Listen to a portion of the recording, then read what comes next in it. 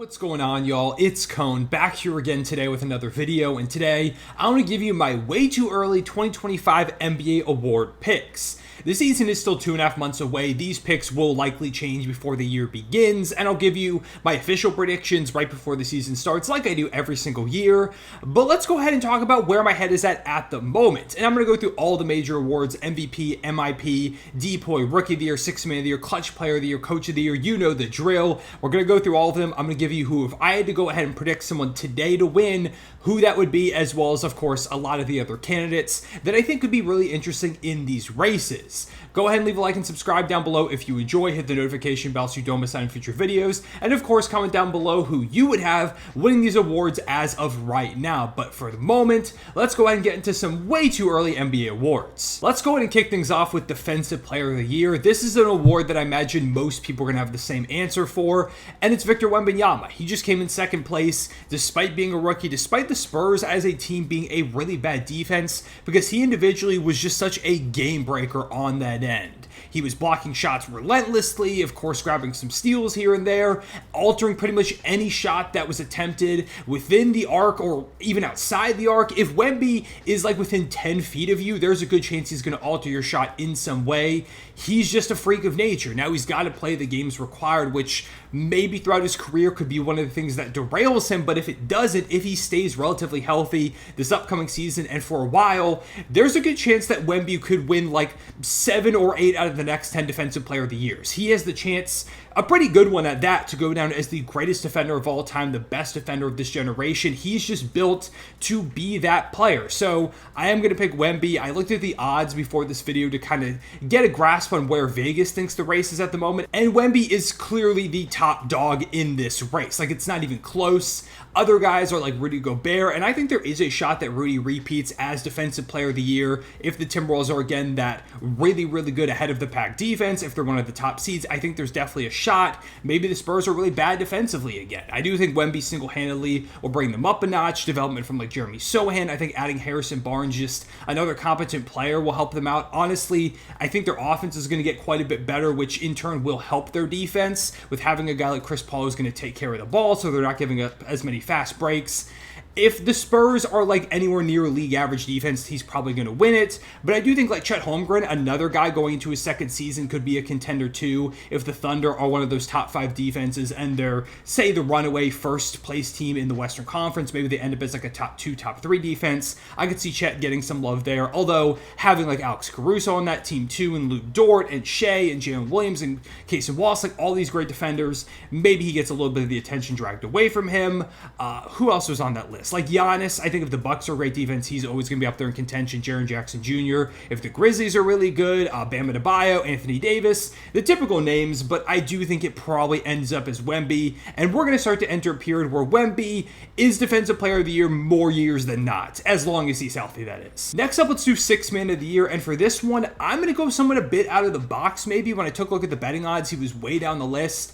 I'm going to go with Donte DiVincenzo. I take a look at that Knicks team. They've got Jalen Brunson, of course, alongside OG Anunoby, Mikal Bridges in that starting lineup with Julius Randle, Mitchell Robinson. Donte's going to be coming off the bench despite being an integral piece to that team all throughout last season. When Jalen Brunson was dealing with injury, when Julius Randle was out, he really stepped it up offensively, was knocking down threes at a really high clip, developed a lot as a shot creator. Like, Donte had easily the best season of his career last year, and now being moved to the bench, a bench that is kind of thin when it comes to top scorers. Now, like, Emmanuel Quickley is gone. Deuce McBride can do that a little bit, but he's not really like that guy. They're going to need somebody to come in and produce, and I think Donte will be that player. Even if he's not really having the ball in his hands that much, just playing off ball with all those other threats, I think Donte is going to get a lot of good looks. He's a good defender. He could be the X factor off the bench for them, and he averages around 15 points per game, let's say.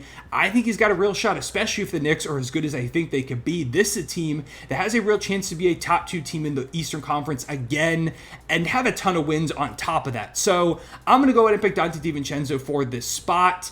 Some other guys, of course, Malik Monk, Naz Reid, they finished top 2. I almost went with Malik Monk, but I think the Knicks are going to be significantly better than the Kings, so I feel like that could hurt Malik's odds a little bit. Naz Reid, of course, if the Wolves are good again, he's got a shot. Like Karis LeVert for the Cavaliers, Norman Powell for the Clippers, even Josh Hart on the Knicks as well. I think maybe he has a chance, but I don't think he scores enough to win Sixth Man Man of the Year, which is traditionally an award that's given to a guy who gets buckets off the bench. And also I do think like Alex Caruso, if he's not a starter for the Thunder, Isaiah Hartenstein, I don't know, even as a Thunder fan, what that starting lineup is going to look like, so I didn't feel confident picking anybody for the Thunder. And even Russell Westbrook, if he comes in and makes a massive impact for the Denver Nuggets, I think he could get some love. So this is a race that feels more wide open than most of them, but I think I'm going to go a little bit out of the box to start off for now, and I'm going to go Dante DiVincenzo. Next up, let's do most improved player, and I'm going to go with a guy that would have been pretty firmly in the finalists of this race if you ask me if he stayed healthy all season, and that's Jalen Johnson. He only played 56 games, but in those games, 16 points per game, 8.7 rebounds, 3.6 assists. That is an 11-point jump for him. Most efficient year of his career. Rebounding doubled, assists tripled. Like, everything was so much better this past season. He really took big strides offensively and defensively, and I think there's a lot more to his game, especially now that DeJounte Murray is gone. The Hawks need somebody to step up and kind of be that second option, and I think Jalen Johnson is going to be that guy. I believe there's a world where he averages right around 20 points per game this upcoming season, especially when you have a playmaker like Trae Young next to you. Now, maybe they're not as scary as an offensive team, so that could take a little bit away from his efficiency, but I think if he just maintains relatively the same, even if it drops a little bit, brings that volume up, and say the Hawks are more competitive than people realize, maybe they're a fringe playoff team, I think Jalen Johnson's going to get a lot of love, the love that I believe he would have gotten if he played the games required to qualify to win the award. So yeah, I'm going to go with Jalen Johnson. I think there's real all-star upside in his game, and I think he continues to break out in year 4. A lot of other guys that we could mention with this most improved players, obviously a very wide open award every single year. You've got Jonathan Kuminga with the Warriors now losing Klay Thompson. They need some scoring. I could see him going ahead and stepping in. Josh Giddey now that he's over on the Bulls. But they do have a lot of guards. Like they've got Lonzo coming back and Io and Kobe White. Dalen Terry is there as well. Like, it's just kind of clunky in terms of all the guards. They have Zach LaVine, of course, is still there too. So I didn't feel super confident in picking him. Cade Cunningham, I think could take a big jump. I wouldn't be surprised. I talked about a lot of this in my breakout players video that I dropped. So if you want to see a bunch of candidates for this award, you can go ahead and check that out. Like Cam Thomas could theoretically average a bunch of points, but I think the Nets are going to be pretty bad. So I don't think that translates to votes. Yeah. MIP is one of my favorite ones. Ooh, if you want a sleeper, Emmanuel Quickley, I think he's got a shot to really break out this season. And if the Raptors are a fringe playoff team, take a look at him to potentially win the award. Now let's take a look at Rookie of the Year. Easily one of the tougher award races to pick if you ask me. It's not that draft class that has like, oh, that guy's clearly the player. Zach Edey is my pick at the moment, I believe. Honestly, it's kind of between him and Reed Shepherd. I just don't know how much opportunity Reed Shepherd's going to get, even though he might earn it very quickly with how he looked in Summer League.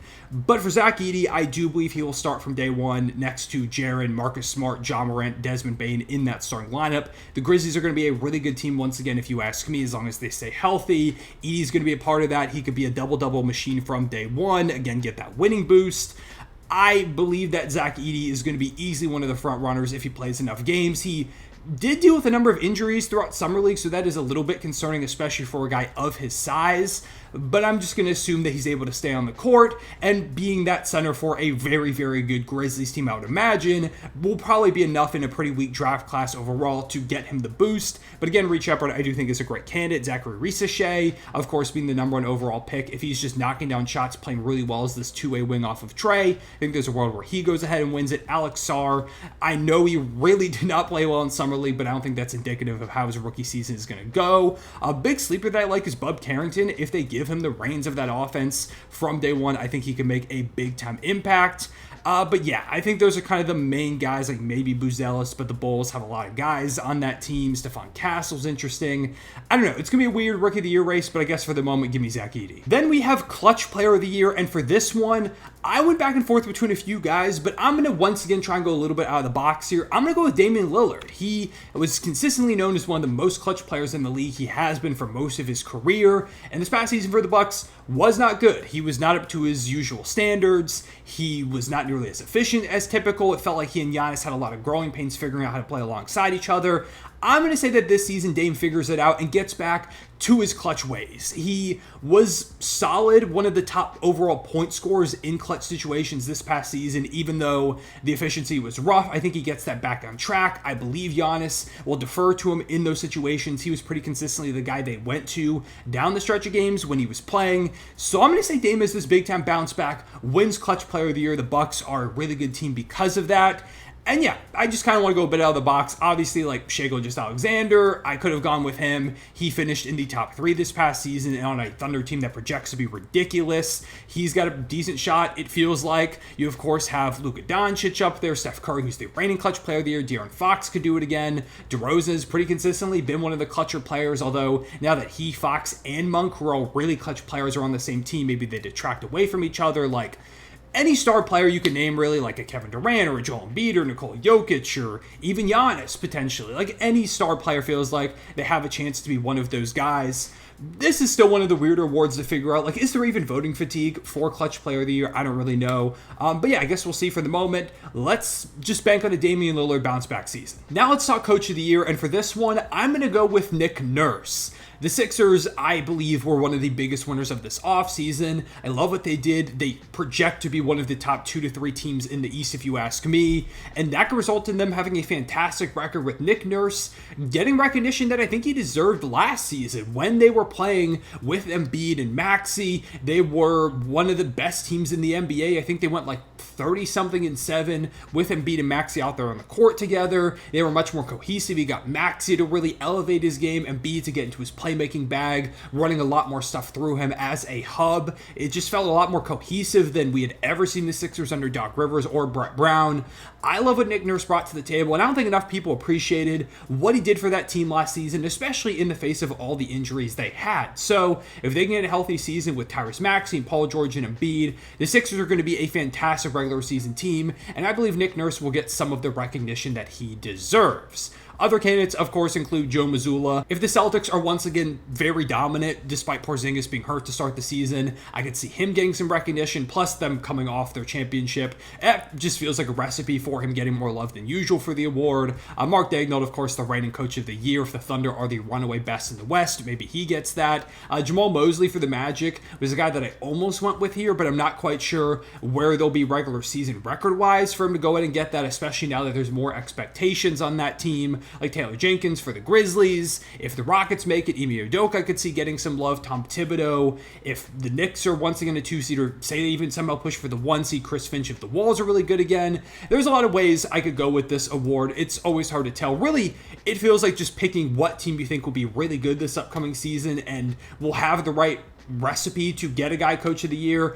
I'm going to say it's the Sixers. I'm going to give it to Nick Nurse because I do think he's one of the better coaches in the league. And finally, we've got the most valuable player award, and I feel like you could probably tell this one from the thumbnail, and maybe knowing me, I'm going to go with Shai Gilgeous-Alexander at the moment. He just finished top 2 in MVP voting. He was up there in 30 points per game all time in a season. He's the model of consistency. And he might have won it if he didn't deal with that injury towards the end of the season that really hurt his efficiency. He tried playing through it. He was just clearly not himself, and once he got healthy, like you saw in the playoffs, Shai was back to normal. So if this upcoming season he can stay relatively healthy, and the Thunder are again the 1 seed in the Western Conference, this is a team that feels like they have a real shot to win 60-plus games with the addition of Caruso and Hartenstein and more development from Jalen Williams and Chet Holmgren and those other young role players. Now that they've got playoff experience, like this is a team that can be one of the more dominant forces in the NBA this year. They've got the second best championship odds out of anybody at the moment. So they feel like a team that could be really good in a stacked Western Conference if they repeat as the 1 seed, if Shai is again doing what he does.